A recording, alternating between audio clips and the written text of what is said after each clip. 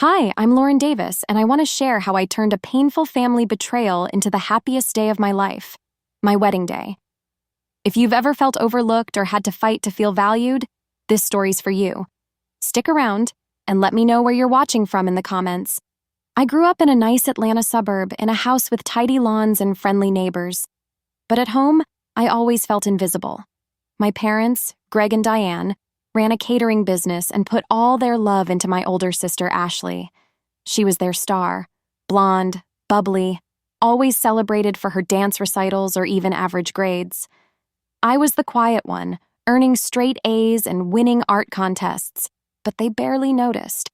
In 6th grade, I painted a mural that won a city award, but Mom was too busy with Ashley's cheerleading.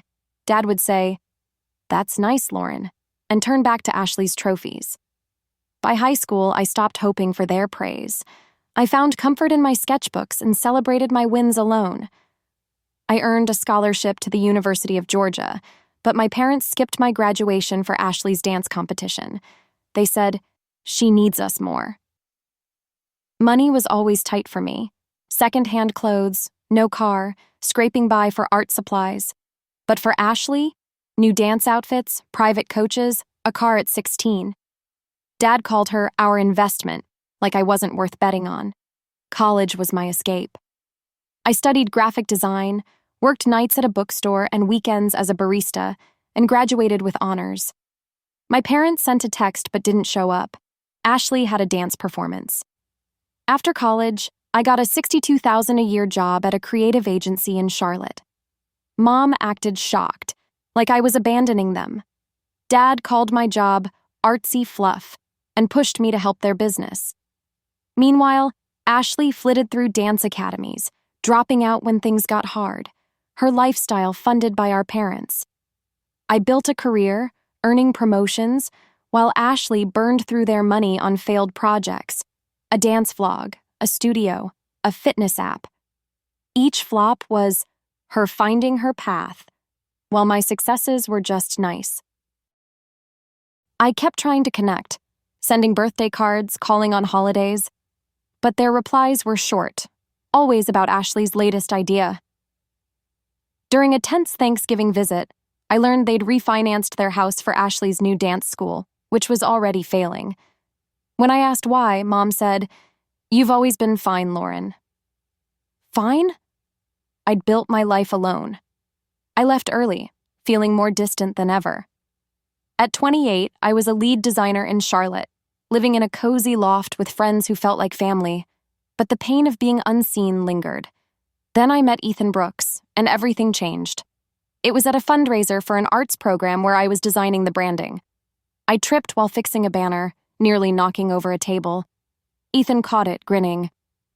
"Careful, you almost took out the auction." His warm brown eyes and easy laugh won me over. He worked in urban planning, asked about my designs, and actually listened. We went to a quirky burger joint for our first date, and I was hooked. Ethan was down to earth, driving an old Jeep, living simply, planning dates like stargazing or volunteering at a youth art camp. 6 months in, I was in love. Then, at a city gala, I noticed people treating him like a VIP, council members, even the mayor. I asked, "Ethan, what's going on?" He sighed. "I'm Ethan Brooks of Brooks Development." His family's company built half of Charlotte.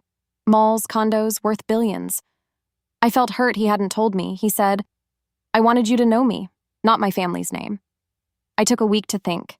My family struggled, his shaped cities. But Ethan was still the guy who painted with kids and cheered my late-night work wins. I told him, no more secrets. And we moved forward. A year later, Ethan proposed under the stars at the art camp. "Lauren, you're my muse, my strength. Will you marry me?" I said yes, tears falling, the emerald ring sparkling. We planned a simple 100-guest wedding at a restored barn in the North Carolina countryside, a gift from Ethan's family to the community. His parents, Michael and Karen, welcomed me like their own. "You bring Ethan to life," Karen said. I hoped my parents would care, but I braced myself. I called them, nervous. "I'm engaged to Ethan," I said. Silence. Dad asked. Who's he? I explained he was in urban planning. Mom's voice was cold. Can he provide? That job's unstable. I said, he's successful. Can you visit to meet him? They agreed, but there was no excitement. Their visit was awkward. Dad grilled Ethan about his job. Mom asked if we'd move to Atlanta, and Ashley smirked. Big city guy, huh? Bet he's rich. Ethan stayed kind, talking about community projects, but Mom called it fancy talk. I snapped, he supports me, unlike you. The visit ended coldly. We invited them to Charlotte for wedding planning at the Brooks Elegant home. When they learned Ethan was that Brooks, they changed. Mom gushed about venues. Dad pitched Ashley's dance school to Ethan's dad. They demanded 25 extra guests, business contacts, random relatives. I said, this is our wedding, not a business deal. Mom called me ungrateful and hinted they might skip the wedding. Ethan hugged me. They'll come. It's your day. Days before the wedding, they arrived but spent time shopping and asking Ethan for connections. At the rehearsal dinner, Mom announced she'd invited her extra guests anyway. I was furious. They're not invited. We set the list. Dad scoffed. Don't be difficult. Ashley laughed. You're all fancy now, huh? Years of being ignored boiled over. Fancy? I built my life while you funded Ashley's failures. This is my wedding, and I'm done being your afterthought. Mom snapped. If you're so independent, maybe we don't need to be here. I stood firm. Your choice. This day's mine. They left, and I cried in Ethan's arms, hurt but resolved. On the wedding morning, I woke in a hotel suite with my bridesmaids, but dread lingered. My parents hadn't called. My maid of honor, Sarah, checked their hotel. No answer. Ashley's room, too. At 10:30, the desk clerk said they'd checked out at 5 a.m., leaving a note. Sarah brought it, her face pale.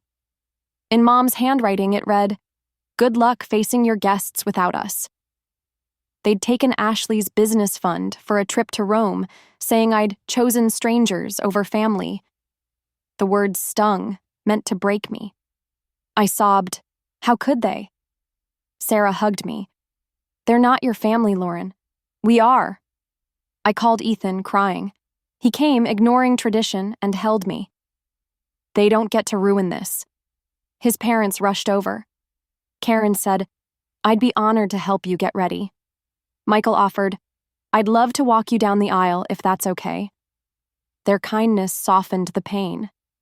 As Karen pinned my veil, a knock came. My Aunt Ellen, Dad's estranged sister, stood there. Ethan had found her. I couldn't miss this after what they did, she said, hugging me. You're stronger than them. At the barn, fairy lights glowed, wildflowers everywhere. Guests whispered about my parents, but I focused on Ethan's smile at the altar. Michael walked me down, his arm steady. The officiant asked, Who gives this woman? Michael said, Her aunt, my wife, and I do. Ellen and Karen teared up. Ethan's vows hit deep. Lauren, I promise to cherish your strength, to build a family where you're always seen. I vowed, Ethan, I promise a home where love is free, where we lift each other. The cheers as we kissed washed away the hurt. The reception was magical. Lanterns, a bluegrass band, laughter. Karen removed the empty family table to spare me pain.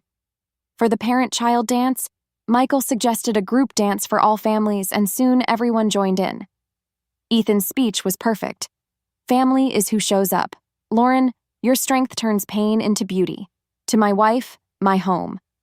Guests clapped, Ellen and the Brooks beaming. The local paper snapped photos drawn by the Brooks name, but I felt only love. On our Costa Rica honeymoon, we relaxed. Beaches, jungles, just us. The note's pain faded. Ethan's love my anchor. Back home, we learned our wedding made the news, a story about chosen families highlighting Michael's role.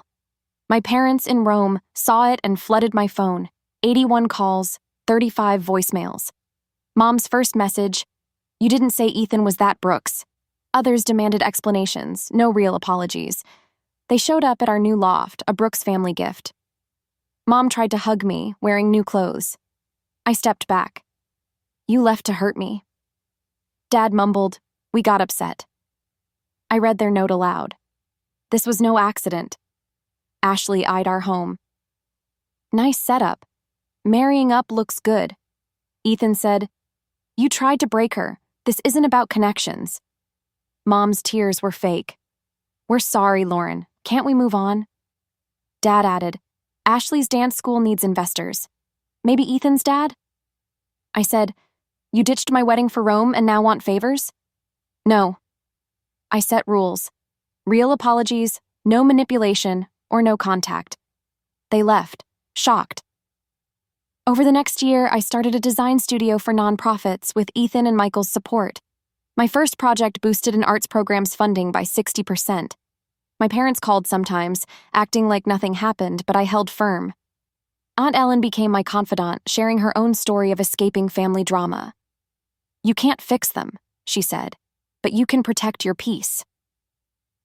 When Ethan and I learned we were expecting, joy mixed with caution.